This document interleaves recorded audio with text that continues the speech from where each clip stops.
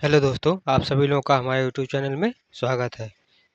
तो हम इस अब जो है एनटीपीसी के जो है हिस्ट्री के जितने भी प्रश्न पूछे गए हैं उसको हम इस जो है नए प्लेलिस्ट में करेंगे। यानी कि हम ये सीरीज चालू करने जा रहे हैं जिसमें हिस्ट्री से संबंधित जितने भी प्रश्न एनटीपीसी में पिछले सालों में पूछे गए हैं उसको हम टोटल कवर करेंगे चैप्टर वाइज। तो अभी फ़िलहाल में हम शुरू करने वाले हैं प्राचीन हिस्ट्री यानी कि एंशिएंट हिस्ट्री। इसको हम इसमें कवर करेंगे इस जो है प्लेलिस्ट में। तो इसका हमने प्लेलिस्ट बना दिया है। जो भी क्लासेस आएंगी सब प्लेलिस्ट पर अपलोड करते चले जाएंगे। आप लोग वहाँ से पढ़ते रहिएगा। तो चलिए शुरू करते हैं आज का टॉपिक। आज का हम जो चैप्टर कवर करने वाले हैं चैप्टर नंबर 1 है पाषाण काल। पाषाण काल यानी कि स्टोन एज। इस चैप्टर से जितने भी प्रश्न बने हैं या फिर बनने की संभावना है सब हम कवर करेंगे। तो आज का पहला प्रश्न है कि इनमें से कौन सा पाषाण युग के 3 प्रमुख कालों के अंतर्गत नहीं आता है। देखिए इसमें पूछा है कि नहीं आता है। तो पाषाण युग के जो है 3 काल थे उसमें से कौन जो है नहीं आता है। तो आपका पूरा पाषाण काल आता है, नव पाषाण काल ये भी आता है, मध्य पाषाण काल ये भी आता है, जबकि जो आपका ये है ताम्र पाषाण काल यह नहीं आता है। तो सही आंसर क्या हो जाएगा आपका ऑप्शन नंबर सी ताम्र पाषाण काल।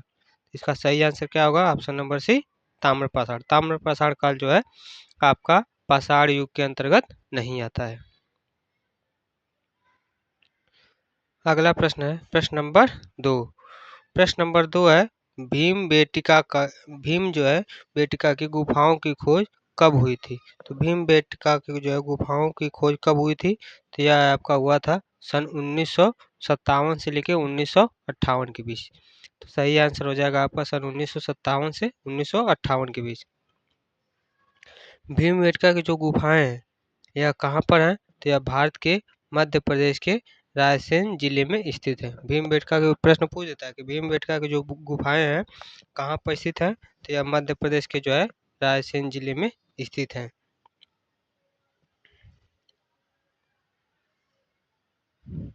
अगला प्रश्न है प्रश्न नंबर 3। प्रश्न है भीमबेटका के शैलाश्रय निम्नलिखित में से किसके लिए प्रसिद्ध है। भीमबेटका के जो है शैलाश्रय जो है निम्नलिखित में से किसके लिए प्रसिद्ध है। तो ये आपका प्रसिद्ध है भारतीय उपमहाद्वीप पर मानव जीवन के प्राचीनतम चिन्हों की वजह से जो है भीमबेटका के शैलाश्रय जो है प्रसिद्ध है। तो सही आंसर क्या हो जाएगा ऑप्शन नंबर डी आपका सही आंसर हो जाएगा।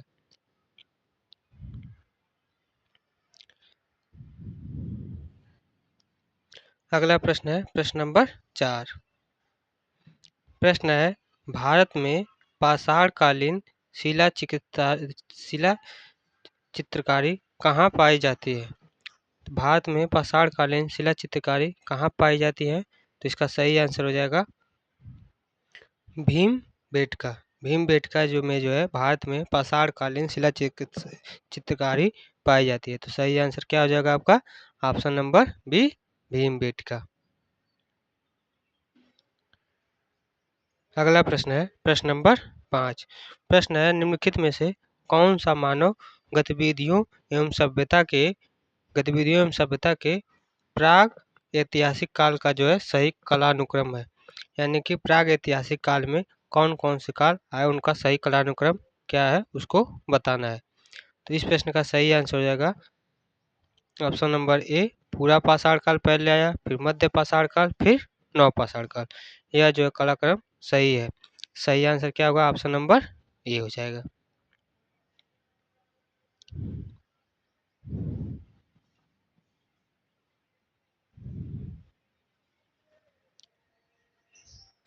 प्राचीन भारत के इतिहास में जो है आप इस तरीके से देख सकते हैं कि प्राग ऐतिहासिक काल लक्षण, फिर आद्य ऐतिहासिक प्राग लक्षण, फिर ऐतिहासिक काल लक्षण। फिर प्राग ऐतिहासिक में जो है आपके प्राग ऐतिहासिक के जो है लिखित साक्ष्य उपलब्ध नहीं थे, जबकि पुरातात्विक साक्ष्य उपलब्ध थे और इसमें उदाहरण जो है पाषाण काल का दिया जाता है। यहीं पर आपके जो आद्य ऐतिहासिक काल है इसमें लिखित साक्ष्य उपलब्ध थे और लेकिन लिपि जो है गुण एवं अपठनीय थी। लिखित साक्ष्य उपलब्ध थे लेकिन जो लिखा गया था वह पढ़ा नहीं जा सका। और इसके उदाहरण जैसे कि सैंधव सभ्यता जो है आद्य ऐतिहासिक काल के लक्षण है, जबकि पाषाण काल जो है आपका प्रागैतिहासिक काल के लक्षण है। अब अगला है कि ऐतिहासिक काल लक्षण, इसमें जो है पुरातात्विक एवं साहित्य साक्ष्यों के आधार पर जो है निर्धारण किया गया है। तो यह इसके क्रम थे। अब इसमें आपके प्रागैतिहासिक काल को जो है 3 भागों में बांटा गया। प्रागैतिहासिक काल को 3 भागों में, पूरा पाषाण काल, मध्य पाषाण काल, नव पाषाण काल। पूरा पाषाण काल की जो समय अवधि थी वह 5 लाख ईस्वी पूर्व से लेके 10,000 ईस्वी पूर्व तक थी, जबकि मध्य पाषाण काल की जो है 9,000 ईस्वी पूर्व से लेकर 4,000 ईस्वी पूर्व तक थी। वहीं पर नव पाषाण काल 7,000 ईस्वी पूर्व से लेकर 1,000 ईस्वी पूर्व तक थी। तो यह जो जितने भी पॉइंट थे यह सभी के सभी आपके प्राचीन इतिहास से थे। आज का जो चैप्टर है यहीं समाप्त होता है। अगला जो चैप्टर होगा वह सिंधु सभ्यता। इसको जो है हम नेक्स्ट वीडियो में कवर करेंगे, क्योंकि यह जो हम सीरीज चालू किए हैं इसमें चैप्टर वाइज ही प्रश्नों को करवाया जाएगा। और इसके लिए हम प्लेलिस्ट बना दिए हैं, आप लोग जाकर प्लेलिस्ट देख लीजिए। आरआरबी एनटीपीसी हिस्ट्री के नाम से प्लेलिस्ट है, आप लोग उसको जाकर चेक कर सकते हैं। जय हिंद, जय भारत।